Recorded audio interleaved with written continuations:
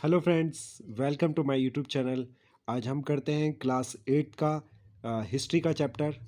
राष्ट्रीय आंदोलन का संगठन 1870 के दशक से 1947 तक। तो ये एनसीईआरटी से मैंने सारे नोट्स बनाए।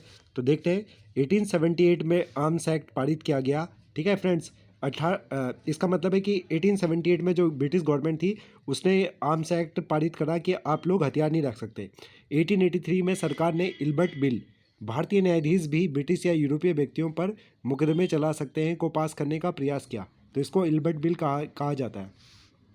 1875 में 72 प्रतिनिधि भारतीय राष्ट्रीय कांग्रेस की स्थापना हुई। ठीक है, 1885 है, ये 75 नहीं है। 1885 में 72 प्रतिनिधि थे और इंडियन नेशनल कांग्रेस की स्थापना हुई थी। और भाई नौरोजी ब्रिटिश संसद के सदस्य भी रहे हैं। ठीक है, ये हमें देखना है, ध्यान रखना है। और ये जो इंडियन नेशनल कांग्रेस की स्थापना करी है, ये A.O. ह्यूम ने करी है फ्रेंड्स। इनको बोलते हैं एलन ऑक्टोविन ह्यूम, और ये एक रिटायर्ड ब्रिटिश ऑफिसर थे। तिलक के बारे में देखते हैं, लोकमान्य तिलक, जिनको बाल गंगाधर तिलक भी कहते हैं। स्वतंत्रता मेरा जन्मसिद्ध अधिकार है और मैं इसे लेकर रहूँगा। ठीक है, freedom is my birthhood right and I shall have it. इसके अलावा इन्होंने केसरी समाचार पत्रिका भी संपादित करी है तिलक ने, लोकमान्य तिलक ने, जो कि कहाँ से बिलोंग करते थे, महाराष्ट्र से। 1905 में वायसराय करजन ने बंगाल का विभाजन कर दिया। ठीक है, बंगाल का विभाजन कर दिया इन्होंने। ठीक है, किस आधार पे किया था? मुस्लिम और हिंदुओं के आधार पर। ठीक है, और बंगाल का उस भारत का सबसे बड़ा प्रांत था उस टाइम पे। बिहार व उड़ीसा के कुछ भाग भी उस समय बंगाल का हिस्सा थे। बंगाल के विभाजन के समय आंध्र प्रदेश में डेल्टा इलाके में वंदे मातरम आंदोलन के नाम से भी जाना गया। ठीक है, आंध्र प्रदेश में इसको डेल्टा आंदोलन के नाम से जाना जाता है। सर सैयद अहमद अली, सलीमुल्लाह खां, ठीक है, आंगा खां, मोहम्मद अली जिन्ना, ये सारे मुस्लिम मुस्लिम लीग के लीडर थे। ठीक है, 1906 में मुसलमान जमींदारों और नवाबों के एक समूह ने ढाका में ऑल इंडिया मुस्लिम लीग का गठन किया। तो अगर क्वेश्चन आता है कि ऑल इंडिया मुस्लिम लीग का गठन कहाँ पे हुआ था, तो ढाका में हुआ था 1906 में। ठीक है, उसके बाद है 1909 में मुसलमानों के लिए अलग निर्वाचिका की व्यवस्था संपन्न हुई। ठीक है, इनके लिए अलग निर्वाचिका, ठीक है, जो निर्वाचिका जिसको हम कॉन्स्टिट्यूंसी कहते हैं, उसकी व्यवस्था हुई थी माल्य मिंटो एक्ट के तहत 1909 में। आगे देखते हैं, 1915 में मुस्लिम लीग के व कांग्रेस के बीच में लखनऊ समझौते पर दस्तखत हुए। वह दोनों संगठनों ने देश में प्रातिनिधिक सरकार के गठन के लिए मिलकर काम करने का फैसला लिया। ठीक है, 1915 में गांधी जी 46 वर्ष की आयु में 1915 में, ठीक है, दक्षिण अफ्रीका से भारत लौटे। और उस दिन डेट क्या थी फ्रेंड्स? 9 जनवरी। इस दिन को हम भारतीय प्रवासी दिवस के रूप में भी मनाते हैं। ठीक है, 1895 में गांधी जी ने नस्ली भेदभाव का विरोध करने के लिए नटाल कांग्रेस की स्थापना कहाँ पे करी थी? साउथ अफ्रीका में। चंपारण, खेड़ा, अहमदाबाद, ये सारे के सारे मूवमेंट थे। ठीक है, ये चंपारण 1917 का बिहार में था मूवमेंट, खेड़ा गुजरात में 1918 का, और ये वाला भी कहाँ का था? 1918 का अहमदाबाद वाला भी गुजरात में। ठीक है, चंपारण में ज़बरदस्ती क्या उगाई जाती थी? इंडिगो फार्मिंग कराई जाती थी। खेड़ा में उस टाइम पे फैमैन आ गया था, अकाल आ गया था, जिसकी वजह से वहाँ पे किसान क्या नहीं कर पा रहे थे, बहुत ही परेशान थे और वो लगान देने में असमर्थ थे गुजरात में। अहमदाबाद में मिल वर्कर्स भी किसकी वजह से, वहाँ पे भी एक चूहों की वजह से प्लेग की महामारी फैल गई थी और वो टैक्स दे नहीं दे पा रहे थे। ठीक है फ्रेंड्स, रॉलेट सत्याग्रह 1919 में एक कानून आया था। ठीक है, रॉलेट एक्ट। तो उसके खिलाफ रॉलेट सत्याग्रह किसने करा? गांधी जी ने। और इसमें कहा गया था नो दलील, नो अपील, नो वकील। ये काला कानून था। इसमें जो ब्रिटिशर थे वो इंडियन फ्रीडम फाइटर को 2 साल के लिए बिना किसी वजह के जेल के अंदर डाल सकते थे। यह कानून अभिव्यक्ति की स्वतंत्रता जैसे मूलभूत अधिकारों पर अंकुश लगाता है। आज के टाइम पे हमारे पास राइट टू एक्सप्रेशन है ना, आर्टिकल 19 में। ठीक है, जो हमारा स्वतंत्रता का अधिकार है, तो उसकी ये अंकुश लगाता है। इसके विरोध में 6 अप्रैल 1919 को अहिंसक विरोध दिवस के रूप में, अपमान व याचना दिवस के रूप में मनाया गया। ठीक है, यहाँ रॉलेट सत्याग्रह ब्रिटिश सरकार के खिलाफ पहला अखिल भारतीय संघर्ष था। और 13 अप्रैल को अमृतसर के जलियांवाला बाग में जनरल डायर ने वहाँ पे क्या करा था? लोगों की भीड़ पर गोलियां चलाई, जिसमें बहुत सारे लोग मारे गए। इसके बाद रविंद्रनाथ टैगोर ने नाइटहुड की उपाधि त्याग दी थी। ठीक है, रविंद्रनाथ टैगोर ने, और गांधी जी भी इसके बाद बहुत ही ज़्यादा क्या थे? ब्रिटिश गवर्नमेंट से नाखुश थे, अनहैप्पी थे। खिलाफत आंदोलन, उसके बाद खिलाफत आंदोलन जो साथ में था, खिलाफत जो वर्ड है वो निकला है खलीफा से। खलीफा is the supreme post of Muslim community. जो मुस्लिम होते हैं उनका जो सबसे बड़ा रिलीजियस गुरु होता है उसको खलीफा कहते हैं।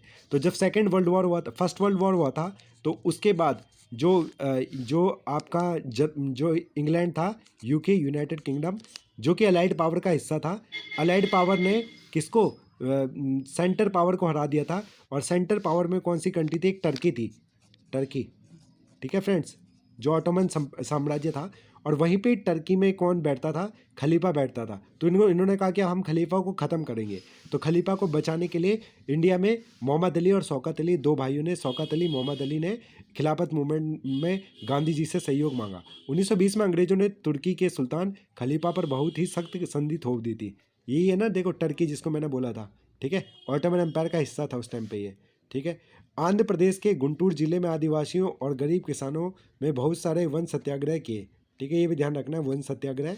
भारतीय कम्युनिस्ट पार्टी व आरएसएस, जो राष्ट्रीय स्वयंसेवक संघ है, की स्थापना 1920 के दशक में हुई थी। ठीक है फ्रेंड्स, ये ध्यान रखना, में 1921 में हुई थी आरएसएस की स्थापना। और इंडियन कम्युनिस्ट पार्टी भी भारतीय कम्युनिस्ट पार्टी बाद में जाके इसकी एक और पार्टी बनी, जिसको आज के हम टाइम पे हम लेफ्टिस्ट विंग कहते हैं। ठीक है, 1927 में इंग्लैंड की सरकार ने लॉर्ड कर्जन की अगुवाई में एक आयोग भारत भेजा जिसको साइमन कमीशन कहते हैं। ठीक है, ये साइमन कमीशन क्यों भेजा गया था? राजनीतिक भविष्य का फैसला करना कि भारत में ये हमारे लिए संविधान बनाएंगे, लेकिन हमारा इसमें खुद कोई प्रतिनिधि नहीं था। तो इसकी वजह से जो हमारे जो मेंबर थे वो बहुत ही ज़्यादा अनहैप्पी थे। और इन लोगों ने कहा कि आप हमारे इंडिया के लिए क्या बना रहे हो? कॉन्स्टिट्यूशन बना रहे हो, लेकिन उसमें खुद हमारा मेंबर नहीं है। ठीक है, इंडिया का एक भी मेंबर नहीं है। तो साइमन कमीशन गो बैक के नारे लगाए गए थे। Simon commission go back, Simon commission go back. सभी जगह हड़तालें हुई थी, मुंबई में, लाहौर में, बहुत बड़ी मात्रा में। जवाहरलाल नेहरू की अध्यक्षता में 1900। और उसके बाद यहाँ पे कौन मारे गए थे? लाला लाजपत राय को एक लाठीचार्ज में पुलिस के द्वारा मारे गए थे, जो साइमन कमीशन का विरोध कर रहे थे। जवाहरलाल नेहरू ने इसके बाद अध्यक्षता करी थी। और 1929 में इन्होंने क्या कहा था कि हमें पूर्ण स्वराज चाहिए, पूर्ण फुल फ्रीडम चाहिए।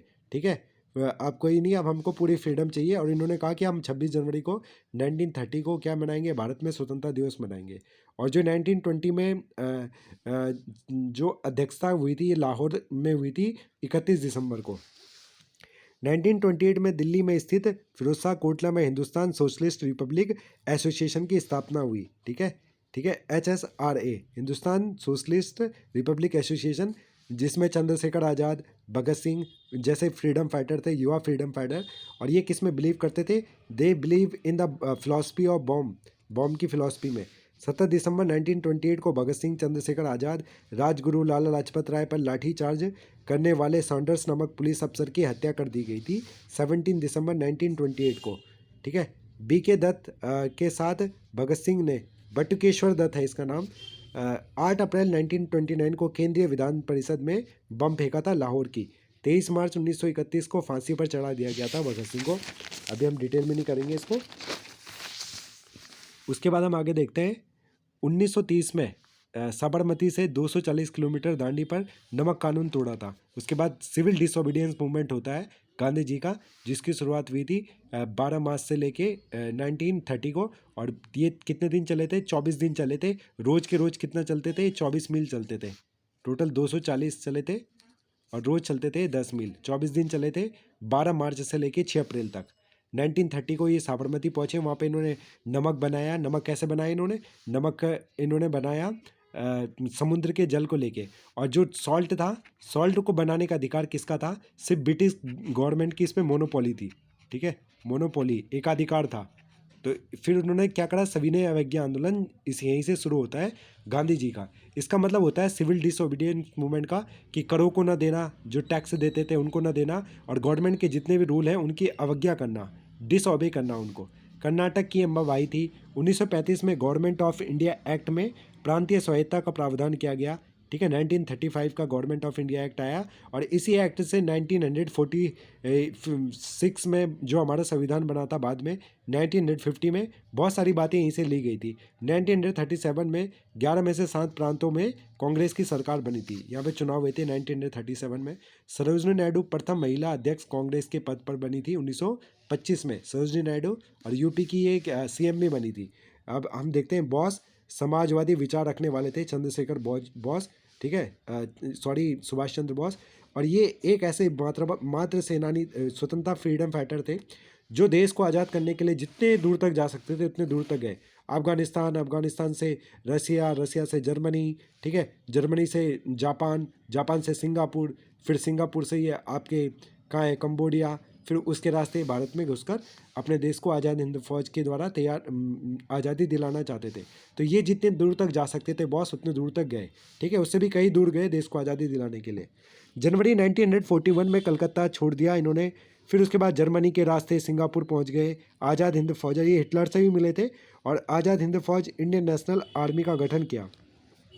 1944 में आज़ाद हिंद फौज ने इम्फाल व कोहिमा की ओर प्रवेश करना चाहा, पर क्या रहे, असफल रहे। इम्फाल मणिपुर की कैपिटल है, कोहिमा नागालैंड की है। 1937 में मुस्लिम लीग संयुक्त प्रांत में कांग्रेस के साथ मिलकर सरकार बनाना चाहती थी, परंतु कांग्रेस ने इस प्रस्ताव को स्वीकार नहीं करा, ठीक है। संयुक्त प्रांत कौन सा वाला, आपका यूपी वाला प्रांत। 1946 में दोबारा प्रांतीय चुनाव हुए व सामान्य निर्वाचन क्षेत्र में कांग्रेस का प्रदर्शन अच्छा रहा, पर मुस्लिम इलाकों में मुस्लिम लीग को सफलता मिली। 1946 में 3 सदस्यीय परिसंघ कैबिनेट मिशन भारत आया, ठीक है।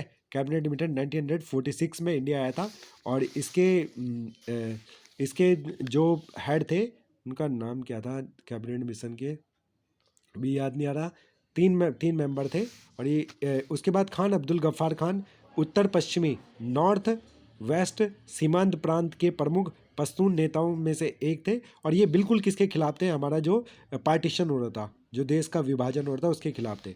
गफ्फार खान को बादशाह खान के नाम से भी जाना जाता है।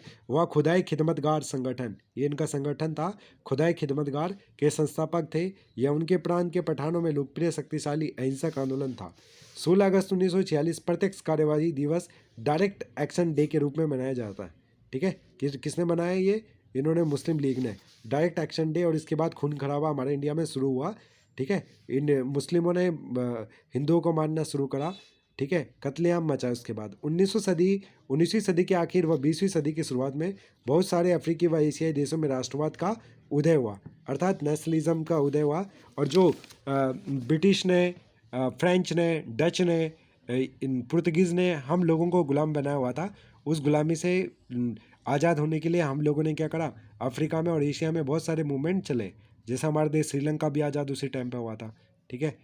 चाइना उसी टाइम पे बाद में आज़ाद हुआ था। 1957 में घाना स्वतंत्र होने वाला उप सहारा अफ्रीका का पहला देश था। कौन, घाना, यहाँ की गोल्ड कोस्ट राजधानी है। इसे पहले गोल्ड कोस्ट के नाम से भी जाना जाता था। यह स्वतंत्रता आंदोलन का नेतृत्व किसने करा, क्वामे नक्रुमा की कन्वेंशन पीपल्स पार्टी कर रही थी, ठीक है। तो ये बात हमको इसमें ध्यान रखनी है। तो ये सारी की सारी बातें इस चैप्टर में हो गई, और यहाँ से ज़रूर क्वेश्चन बनते हैं। तो फिर मिलते हैं एक नई वीडियो में। Till then bye.